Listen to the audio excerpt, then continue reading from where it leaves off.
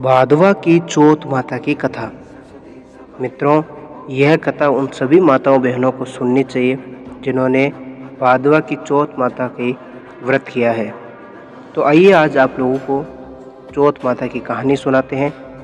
नमस्कार, स्वागत है आप लोगों का हमारे यूट्यूब चैनल आरटीसी कॉल के ऊपर और मैं हूं आप लोगों के साथ आरटीसी कॉल। तो चलिए आज की कथा शुरू करते हैं। एक बुढ़िया माई के ग्वालिया और बचलिया नाम का बेटा था। बुढ़िया माई अपने बेटे के लिए 12 महीने चारों चौथ करती थी। बेटा लकड़ी लेकर आता था और दोनों माँ बेटे उनको बेचकर गुजारा करते थे।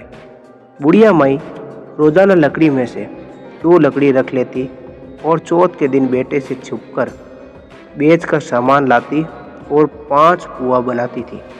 एक पुआ गणेश जी महाराज को, एक चौथ माता को चढ़ाती, एक ब्राह्मण को, एक अपने बेटे को खिलाती और एक पुआ खुद खाती थी। एक दिन चौथ के दिन बेटा अपने पड़ोसन के घर गया। वहाँ पुआ बना रही थी। जब उसने पूछा कि आज क्या है जो पूरे पुए बना रहे हैं, तो वह बोली, मैंने तो आज ही बनाए हैं, पर तेरी माँ तो चारों चौथ को पुए बनाती है। उसे जाकर माँ से पूछा, माँ तो रोज़ पुए बनाती है, मैं इतनी मेहनत से कमाता हूँ। बुढ़िया माई बोली, मैं तो चौथ माता का व्रत करती हूँ। वह बोला कि तू मुझे रख ले या तो चौथ माता को रख ले। बुढ़िया माई बोली, मैं तो तेरे लिए ही व्रत करती हूँ चौथ का, इसलिए मैं तुझे छोड़ सकती हूँ पर चौथ माता को नहीं। जब बेटा घर से जाने लगा तो बुढ़िया माई बोली, तू जा रहा है तो मेरे हाथ में से ये आखा लेते जा, जहाँ संकट आए वहाँ इन्हें पूर देना। बेटे ने सोचा, बात झूठी है पर ले चलने में क्या बुराई है।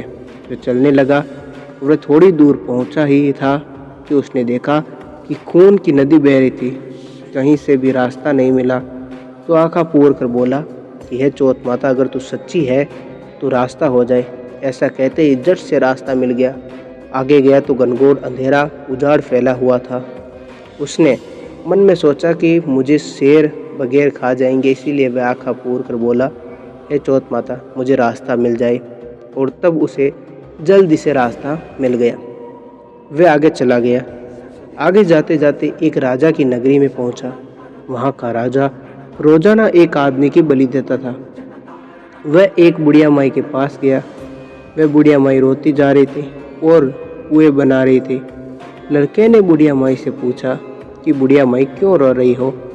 तो बुढ़िया माई ने जवाब दिया कि मेरे एक ही बेटा है जिसकी कल राजा बलि देने वाला है, मैं उसी के लिए पुए बना रही हूँ। वे बोला, बुढ़िया माई, अपने बेटे की जगह मुझे पुए खिला दे, मैं उसकी जगह बलि चढ़ने चला जाऊँगा। बुढ़िया माई ने कहा कि मैं दूसरे के पुत्र को कैसे बेच सकती हूँ, लेकिन वह नहीं माना। तो बुढ़िया माई ने उसको पुए खिला दिए। अगले दिन जब राजा का संदेश आया तो बुढ़िया ने सोचा कि मैं कैसे दूसरे के बेटे की बलि दूं।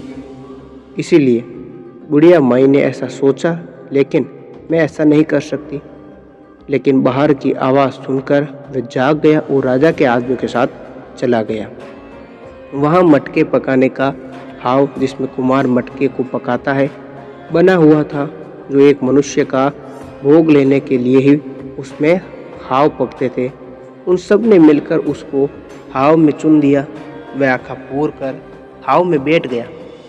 एक दिन में ही हाव पक गया और मिट्टी के घड़े सोने चांदी के बन गए। वहाँ एक जमादार ने झाड़ू लगा रही थी। तब झाड़ू से एक कंकड़ उछलकर उन बर्तनों में जा गिरा। जब जमादारनी ने राजा को जाकर बताया कि आपका हाव तो पक गया है, तब राजा ने सोचा कि हाव तो 8 दिन में पकता है, आज 1 दिन में कैसे पक गया। जब जाकर देखा तो वहाँ पर तो मिट्टी के मटके की जगह हीरे मोती और सोने चांदी के कलश हो गए। अंदर से आवाज़ आई, धीरे से उतारो, अंदर आदमी है। आवाज़ को सुनकर राजा के आदमी डर गए कि अंदर कौन सा भूत प्रेत आ गया है। फिर वे बोला कि डरो मत, मैं तो सिर्फ एक आदमी हूँ जिसको तुमने अंदर चुना था। देखा तो अंदर हरे हरे ज्वारे उग रहे थे। राजा ने पूछा कि तू अंदर जीवित कैसे बच गया? तो उसने बताया कि मेरी माँ चौथ का व्रत करती है। जब मैं घर से निकला था तो मेरी माँ ने मुझे आंखें दिए थे। मैं उन्हें को पूर कर बैठ गया था और चौथ माता के कारण बच गया हूँ। तब राजा ने कहा कि मैं तेरे को एक घोड़े पर बैठा कर सांकल बांध देता हूँ। यदि वह सांकल खुलकर मेरे हाथ में बन जाएगी तो मैं चौथ माता को सच्ची मान लूँगा। तब वह आके पूर कर बैठ गया और चौथ माता से कहने लगा कि हे चौथ माता, अब तुम ही मेरी लाज रखना, बचाना। तब सांकल खुलकर राजा के हाथ में बंध गई। राजा ने अपनी बेटी की शादी उस लड़के से करा दी और बहुत सा धन दौलत देकर विदा कर दिया। पड़ोसन बोली कि माई, तेरे बेटे बहू आए हैं। जब छत पर चढ़कर देखा तो सच में बेटे बहू आ रहे थे। हे चौथ माता, जैसे आपने इस बुढ़िया और उसके बेटे पर कृपा बनाई, वैसे ही सभी पर कृपा बनाना। भादवा की चौथ माता की कहानी कहने वाले को, कहानी सुनने वाले को या फिर हुंकारा भरने वाले को, पूरे परिवार पर अपनी कृपा बनाना।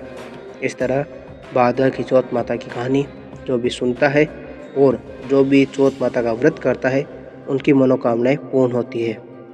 धन्यवाद आप लोगों का इस वीडियो को देखने के लिए। मिलते हैं हम आप लोगों से अगले वीडियो में, तब तक आप लोग अपना ख्याल रखें।